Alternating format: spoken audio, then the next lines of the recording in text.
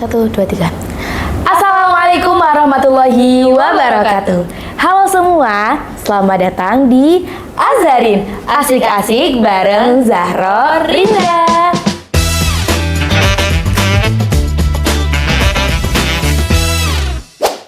Oke teman-teman, jadi kali ini kita akan bawakan suatu topik yang seru untuk dibahas nih dan relate di beberapa kalangan juga, terutama kalangan Gen Z. Tapi sebelum aku masuk nih ke sectionnya, aku mau nanya dulu nih Rin, ke kamu dan ke teman-teman nih. Pernah nggak sih kamu merasa capek, terus hilang motivasi, hilang semangat, terus orangnya tuh jadi sensian gitu? Kamu pernah nggak Rin?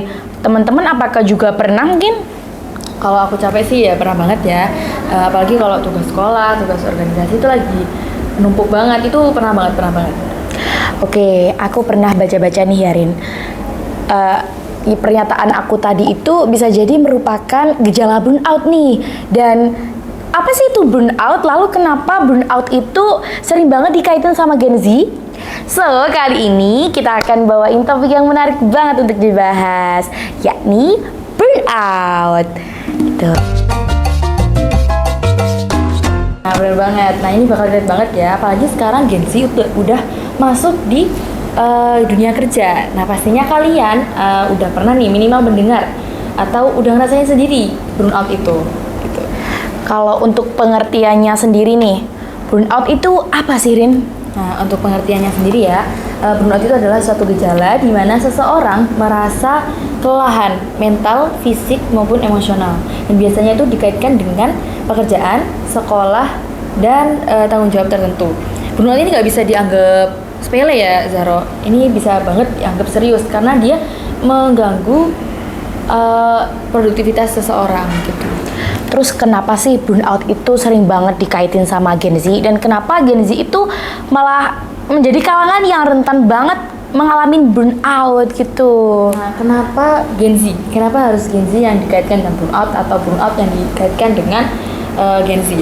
Kenapa? Karena kita Gen Z itu emang makanannya sehari-hari dari sejak kecil udah internet ya. Nah di internet itu banyak banget istilah-istilah fisik, istilah mental yang mengarah ke kesehatan mental, kayak Burnout, depresi, terapi, itu banyak banget. Dan di internet juga nggak jarang orang yang membagikan. Kamu pernah lihat nggak ada orang yang bagiin perjalanannya dari nol, yang masih muda, dari nol sampai sukses. Nah itu tuh timbul perbandingan dalam diri kita sendiri untuk menjadi sama seperti dia.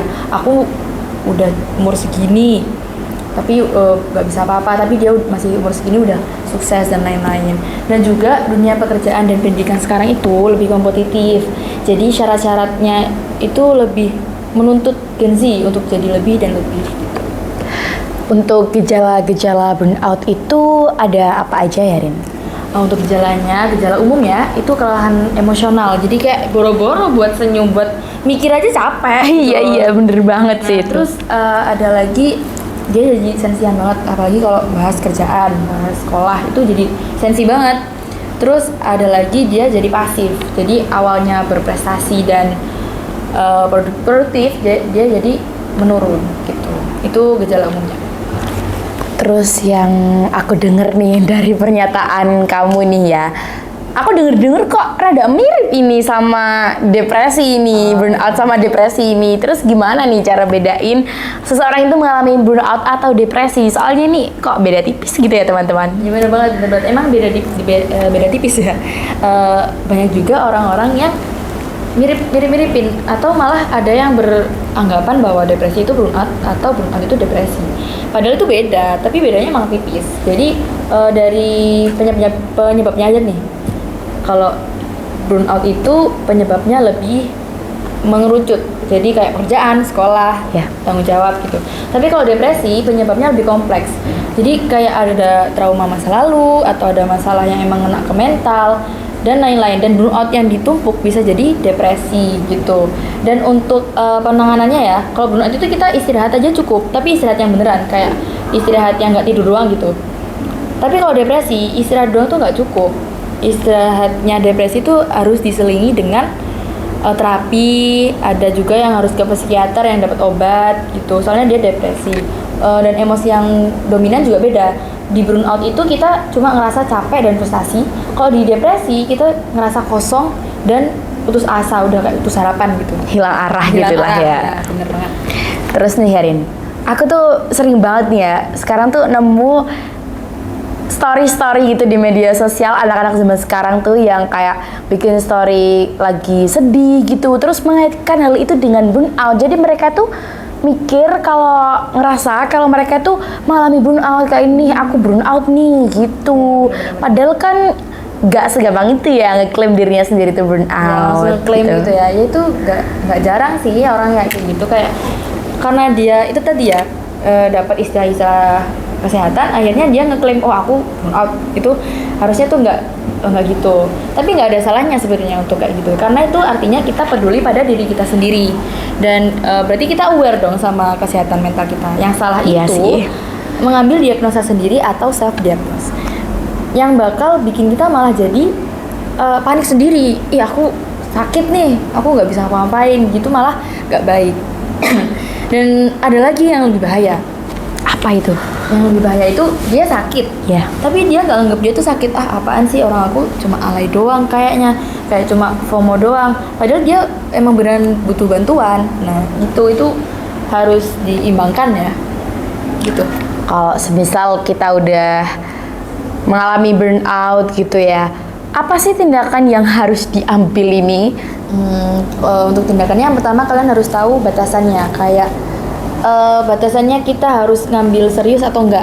Ya. Jadi kalau emang gejala itu udah seminggu lebih berturut-turut dan lebih intens, itu kalian perlu banget diseriusin. Apalagi kalau sampai gejala itu mengganggu produktivitas kalian, itu perlu banget ke psikolog. Nah, kenapa harus psikolog? Karena mereka itu adalah tenaga ahli yang nggak akan menghakimi kalian, yang akan menjaga rahasia kalian, dan yang jelas itu aman, kalian di situ tuh bakal dapat solusi dan pendengar yang baik.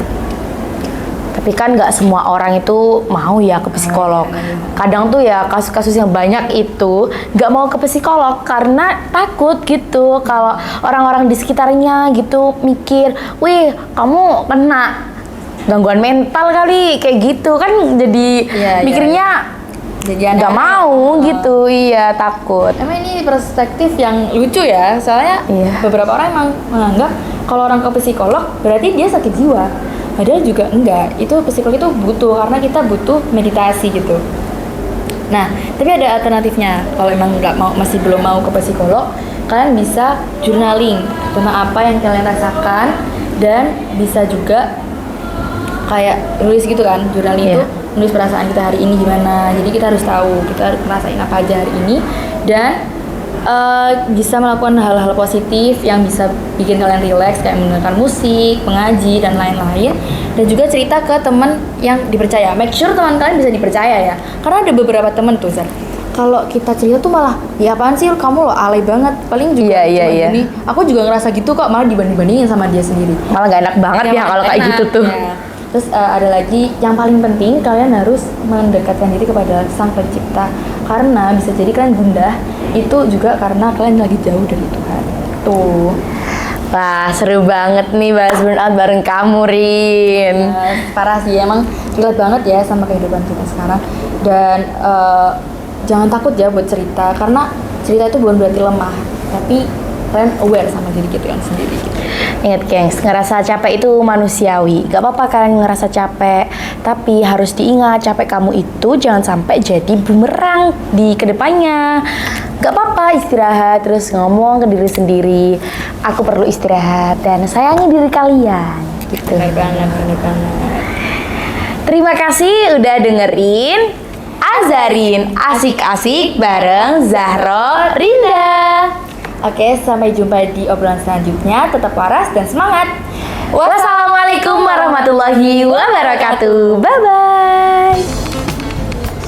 Ini. Cek. Assalamualaikum. Bener banget, enggak keliru. Salah ya pada nih. Oke teman-teman. Satu. Halo semua. Sobat Sense, maaf. Hai. Please be nice.